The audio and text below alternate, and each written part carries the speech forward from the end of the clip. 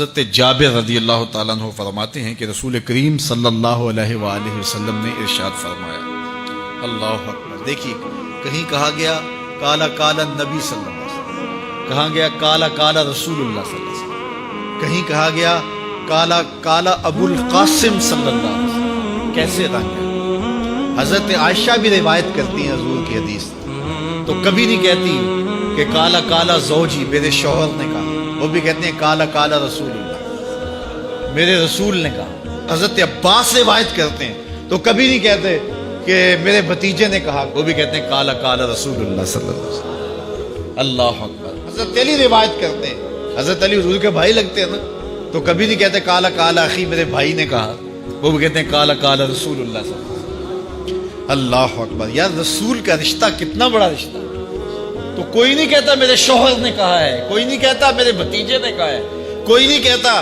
کہ میرے بھائی نے کہا ہے، سارے کہتے ہیں میرے رسول نے کہا ہے۔ تو یار یہ کتنا بڑا رشتہ ہے، کتنا عظیم رشتہ ہے، تو اس رشتے کے ساتھ فخر ہوتا ہے، ناز ہوتا ہے۔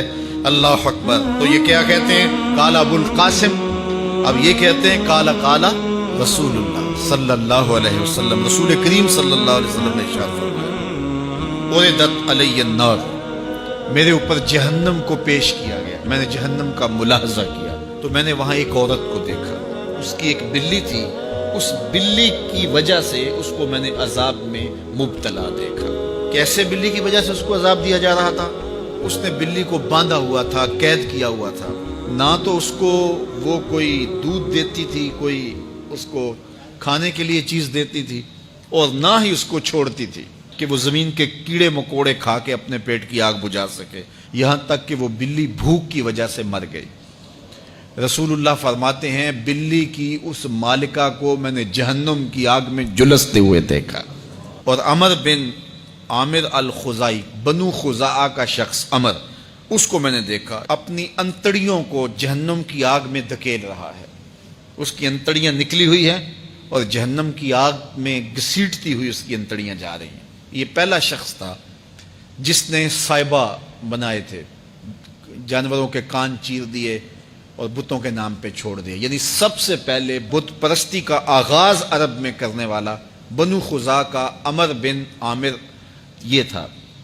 تو اس کو میں نے حضور نے فرمایا دیکھا کہ یہ جہنم کی آگ میں جلس رہا ہے، کیونکہ اب جتنے بھی لوگ بت پرستی کریں گے ان سب کا گناہ عمر بن عامر کے نامہ اعمال میں درج ہوگا، ان کو بھی گناہ ملے گا جو بت پرستی کرتے ہیں۔ اور چونکہ ایجاد اس نے کیے تھے، بت اس نے بنائے تھے، تراشے اس نے تھے، پھر اس کے بعد اس نے جانور بتوں کے نام پہ چھوڑے تھے، چڑھاوے چڑھانے کا انداز اختیار کیا تھا، لہٰذا اس کو جو ہے وہ گناہ پہنچتا رہے گا۔ تو کہا میں نے اس کو عذاب میں مبتلا دیکھا۔ تو اگر خیر کی بنیاد رکھو گے نیکیاں ملتی رہیں گی، کھاتے کبھی بھی کلوز نہیں ہوں گے، اور اگر برائی کی بنیاد رکھو گے قیامت تک اس برائی پر جو عمل کرتے رہیں گے اس کا گناہ بھی کھاتے میں پڑتا رہے گا۔ اللہ اکبر۔ تو ہمیں اچھائی کی طرح ڈالنی چاہیے، نیکی کی طرح ڈالنی چاہیے۔ آقا کریم علیہ الصلوۃ والسلام نے ایک موقع پر فنڈ مانگا تو ایک شخص نے اٹھ کر کے پیش کیا، تو جب اس نے پیش کیا تو اس کے دیکھا دیکھی دوسرے بھی کھڑے ہو گئے، دوسرے بھی پیش کرنے لگے۔ بعض کا سارے خاموش ہوتے ہیں، کوئی ہمت نہیں کرتا، تو ایک کھڑا ہوا تو اس کو دیکھ کے دوسرے بھی کھڑے ہو گئے۔ تب حضور نے فرمایا تھا من سنّا فی الاسلام سنتاً حسنۃ فلہ اجرھا، جس نے اسلام میں کوئی اچھا طریقہ رائج کیا اس کو اس کا اجر ملے گا، اور پھر اس کی دیکھا دیکھی جس نے بھی کوئی اچھا کام کیا اس کا اجر بھی اس کے اجر کی کمی کے بغیر اس کے کھاتے میں بھی داخل ہوتا رہے۔